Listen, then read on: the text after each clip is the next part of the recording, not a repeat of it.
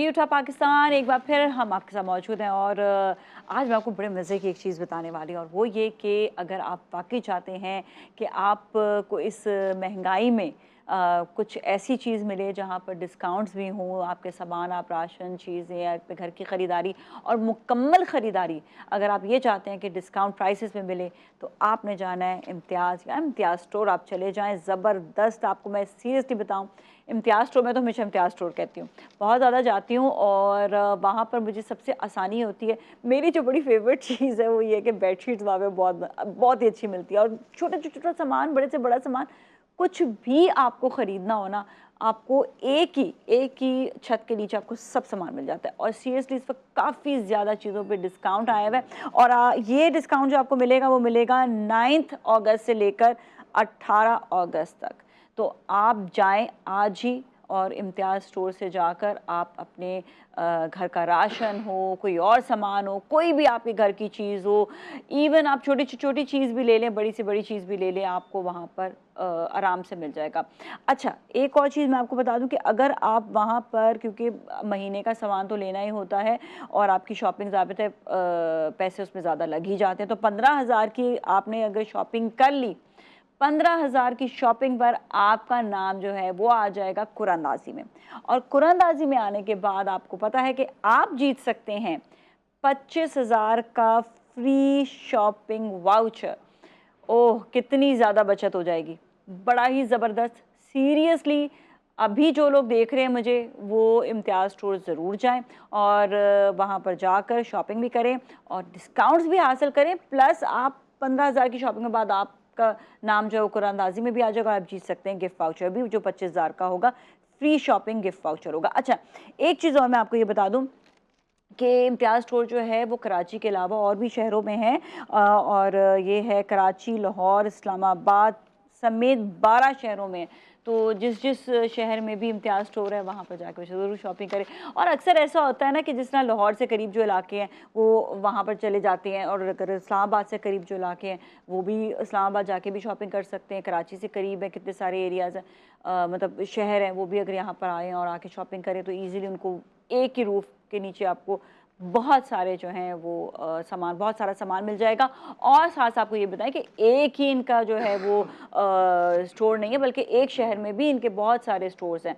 तो आप जाएं और इन्जॉय करें शॉपिंग को। अब हम बात करेंगे थोड़ी सी महंगाई पर भी, क्योंकि डिस्काउंट की बात हो गई है। आपको देखें कितनी अच्छी जो इस वक्त फैसिलिटी दी है इम्तियाज़ स्टोर ने। तो हम जो महंगाई पर बात करने वाले हैं वो करने वाले हैं, हमारे साथ गेस्ट हैं। पहले तो मैं उनका तारुफ करवाऊंगी, उबैद शाह साहब जो पॉलिटिकल एनालिस्ट है। अस्सलाम वालेकुम जी, वालेकुम कैसे आप, अस्सलाम। ठीक ठाक हैं? अल्हम्दुलिल्लाह। और राइट, ये पल्स कंसल्टेंट रिपोर्ट के मुताबिक जो है ये हमारे यहाँ पे महंगाई की शरह जो है वो बहुत ज़्यादा, आम बंदा जो है वो चीज़ें ख़रीदने के, अशिया ख़रीदने के लिए बड़ा उसके लिए मुश्किल है। इसके अलावा गैस के बिल्स बहुत ज़्यादा हो गए, इलेक्ट्रिसिटी के बिल ज़्यादा हो गए।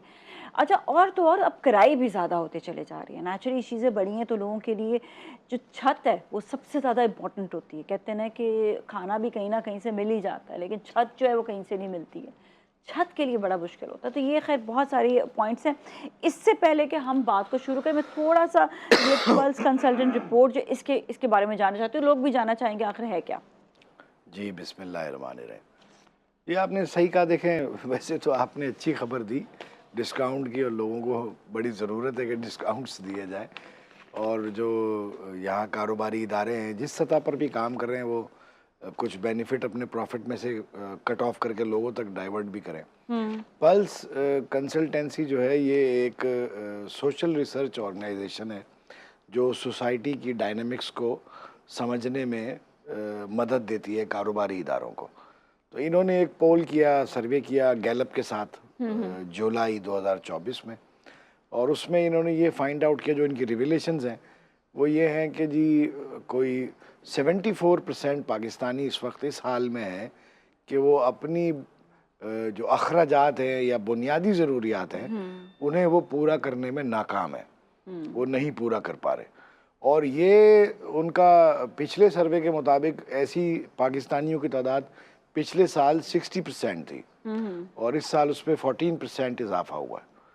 तो वर्ल्ड बैंक की जो रिपोर्ट है आप देखें जून 2024 की, उसके मुताबिक 5 साल पहले तकरीबन कोई 21.7% पाकिस्तानी जो थे वो पॉवर्टी लाइन के नीचे थे, और अब 39.7% पाकिस्तानी पॉवर्टी लाइन के नीचे हैं, यानी $3.2 पर डे कमा नहीं पाते 40% पाकिस्तानी। 40% तो अब आप अंदाज़ा लगाएं कि कितनी तेज़ी से सोसाइटी में ये इम्बैलेंस क्रिएट हो रहा है और ये कैसा है गैप बढ़ रहा है। अच्छा, एक और चीज़ मैं देख रही हूँ, यंगस्टर्स को मैं देख रही हूँ कि यंगस्टर्स जॉब बहुत जगह पे ढूंढना चाह रहे हैं, कह रहे हैं कम से कम कीमत पे बेशक जॉब मिल जाए। एक तो होता है ना कम कम पैसों की जॉब, एक है कि जॉब ही नहीं मिल पा रही है, ये भी एक बहुत बड़ा प्रॉब्लम है। अनएम्प्लॉयमेंट देखें, अभी ये एक और बड़े चैनल ने इनके साथ कोलैबोरेशन करके ऐसे ही इदारे के साथ एक और सर्वे किया था, उसमें पाकिस्तानियों से पूछा गया था आपका ज़िंदगी में बड़ा मसला क्या है, या इस मुल्क में आपके ख्याल में 2 बड़े मसले क्या हैं। तो उन्होंने कहा महंगाई और गुर्बत, बेरोज़गारी, और ये महंगाई को तो आप उसी से मिला लें, गुर्बत से मिला लें, बेरोज़गारी यानी अनएम्प्लॉयमेंट। लोगों की देखें जॉब्स कट हो रही हैं, यहाँ से 9 बड़ी मल्टीनेशनल्स पिछले 2 साल में अपने ऑपरेशंस जो है वाइंड अप करके जा चुके, जिनमें एक फाइज़र है, शेल है, और ऐसे और इदारे भी हैं। तो हम ये हमारे जो हुक्मरान हैं वो ये समझने में नाकाम है और ये समझने से कासिर हैं कि वो पावर्टी एलिवेशन के प्रोग्राम्स जो हैं वो दुनिया ने किस तरह के अडॉप्ट किए और हमें किस तरह की ज़रूरत है, हमारी डायनामिक्स क्या है हमारी सोसाइटी की। आप देखें बिजली के बिलों पे, मैं एक बार पहले भी ये बात एक चैनल पे कर चुका हूँ, और पता नहीं कौन अकल के अंधे हैं जो बजट बनाते हैं कि 600 अरब रुपए का बेनज़ीर इनकम सपोर्ट प्रोग्राम है, 3,500 रुपये महीना देते हैं, 3 महीने में 10,500 रुपये भी देते हैं। उसमें से जो जिन्होंने इनलिस्ट कराया होता है वो कुछ पैसे तो वही ले जाते हैं। बाकी आप किसी को, एक फैमिली को 3,000 रुपये देंगे, वो क्या करेगी उस फैमिली उससे? 92 लाख खानदानों को 600 अरब रुपये आप दे रहे हैं और 803 अरब रुपया बिजली के बिलों पे टैक्स से जमा कर रहे हैं। Super tax, with holding tax, additional tax, फला सरचार्ज। बिजली के बिल लोगों की ताकत से बाहर चले गए। फैक्ट्रीज जो हैं वो अपनी कॉस्ट ही पूरी नहीं कर पा रही, मैच ही नहीं कर पा रही। अगर उसको बाहर से ऑर्डर मिलता है कि ये ट्राउज़र जो है आप $20 में बना के दे दें, वो कॉस्टिंग करते हैं बिजली के बिल की इतनी ज़्यादा हाई, उसकी वजह से, चार्ज की वजह से उनको वो $22 की पड़ रही होती। वो माजरत कर लेते हैं, हम ये ऑर्डर ही पूरा नहीं कर सकते, सॉरी, वो ऑर्डर शिफ्ट हो जाता है दूसरे किसी कंट्री में, और वो अपनी एम्प्लॉयमेंट कम करने पे मजबूर हो जाते हैं कि भाई क्या करें, हम कैसे ऑर्डर मीट करें, हमें कॉस्ट नहीं करता। और जो 3,000 की बात है, उस 3,000 से कुछ भी नहीं होता। अगर आप देखें तो वो 600 अरब रुपया बांटने के लिए, पॉलिटिकल सिर्फ माइलेजेस के लिए, वो बांटने के लिए आप 800 अरब रुपया बिजली से जमा करते हैं। आप इस बजट को देखें, ये बजट तो कातिल बजट है। मैं समझता हूँ ये ऐसे लोगों ने ये बजट बनाया है कि इस मुल्क में कोई पूछने वाला ही नहीं, किसी की अकल ही नहीं चल रही, पता नहीं क्या हो रहा है। पिछले साल हमारा रेवेन्यू था 9,000 अरब, अब टारगेट रख दिया गया 13,000 अरब, यानी 4,000 अरब बढ़ा करके हमें रेवेन्यू ज्यादा होगा। कहाँ से होगा ये पता नहीं, सेंटा क्लॉज आएगा, वो डॉलर की बोरियां फेंक के जाएगा, या जमीन में से खजाने निकलेंगे, अल्लाह को पता। देखिए ऐसे तो नहीं होता ना ये कि कहीं से, जिस तरह आपने कहा कि कहीं से आ जाएगा, इसके लिए तो बहुत ज़्यादा स्ट्रैटेजीज बनानी पड़ती हैं। तो गवर्नमेंट की इस वक्त क्या स्ट्रैटेजीज हैं? स्ट्रैटेजी ये है कि PIA बेच देंगे, स्ट्रैटेजी ये है PIA बेच देंगे, स्टील मिल बेच देंगे, मजीद लोन ले लेंगे, ये कर लेंगे। और 1,400 अरब रुपए का देखें PSDP है, पब्लिक सेक्टर डेवलपमेंट प्रोग्राम, 1,400 अरब रुपए का है। उसमें क्या है, आप पढ़ें कभी उसको जी, बर्ड वॉचिंग सेंचुरी बनाई जाएगी इतने करोड़ की, ठीक है जी, फला इंटरचेंज डबल कर दिया जाएगा इतने करोड़ का, इतने अरब का। लोगों के पास खाने को नहीं है, आप उन पर गैर जरूरी टैक्सेशन कर रहे हैं, प्राइसेस बढ़ा रहे हैं, ठीक है, और आप खर्च कहाँ कर रहे हैं? वो जमा करके लोगों की जान लेके, खुदकुशियां बढ़ रही हैं, क्राइम बढ़ रहा है, आप खर्च कहाँ कर रहे हैं?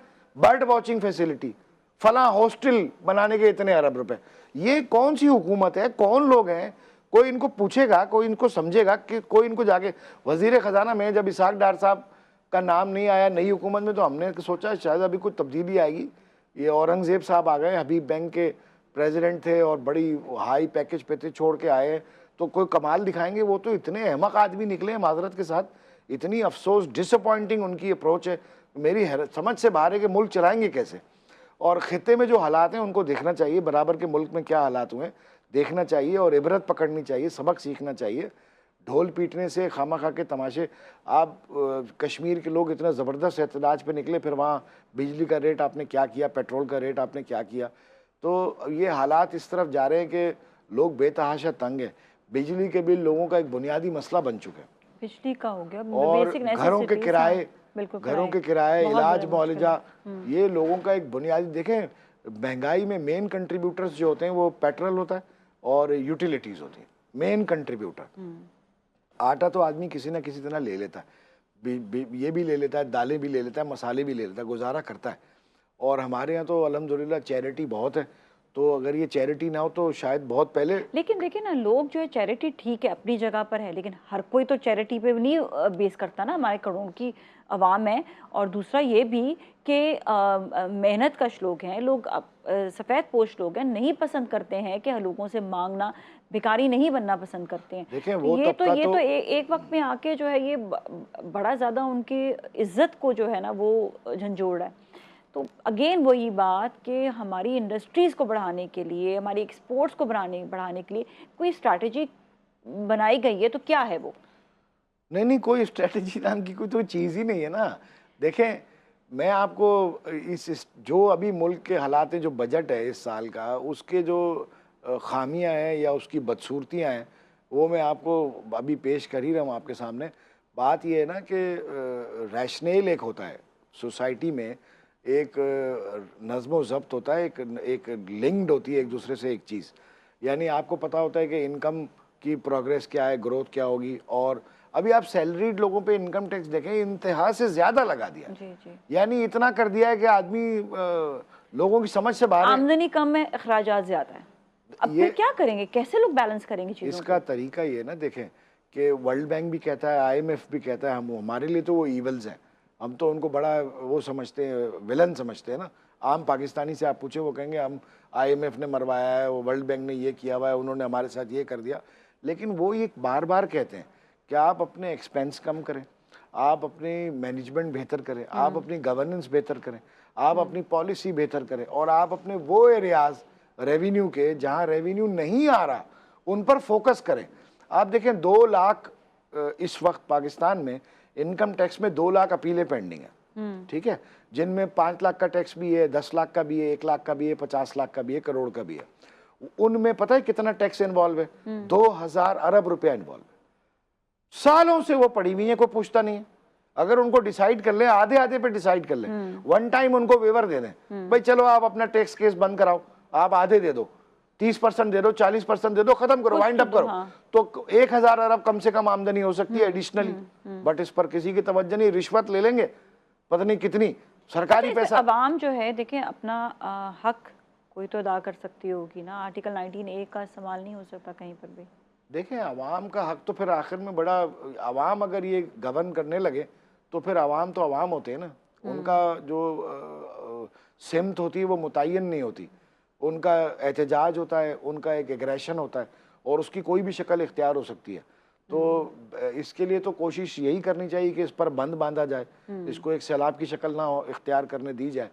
लेकिन इसके बारे में हमारे हुक्मरान हसास नहीं है, और उनकी अपनी खींचातानी ख़त्म नहीं होती।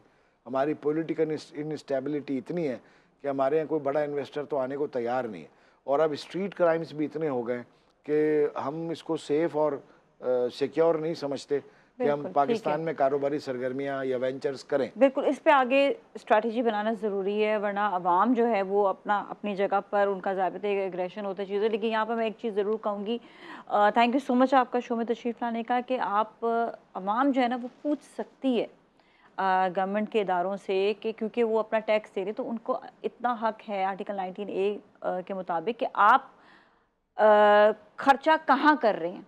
इसमें ग्रुप्स बनते हैं, ग्रुप्स जो है वो पूछती है आवाम की जो है ना पूछ होती है, वो पूछ सकती है आवाम जो है। और ये अपना हक इस्तेमाल करते हुए आप ग्रुप्स बनाकर ज़रूर आप पूछें, और जो पढ़े लिखे लोग हैं इसमें ज़रूर आगे शामिल हों। तो आई थिंक बहुत सी चीज़ें हैं जिस पे अगर पूछना शुरू हो जाएंगे तो फिर कुछ आगे डेवलपमेंट भी होगी। जब आप पूछेंगे ही नहीं एक चीज़ को, और आप कहेंगे जैसा हो रहा है मुझ पर, जैसा जुल्म हो रहा है होता रहे, तो फिर अब ये सिचुएशन जो जहाँ तक आ गई है, अभी भी वक्त है। इसके साथ ही जाएंगे ब्रेक की जानिब। ब्रेक के बाद वापस मिलते हैं, हमारे साथ ही रहें।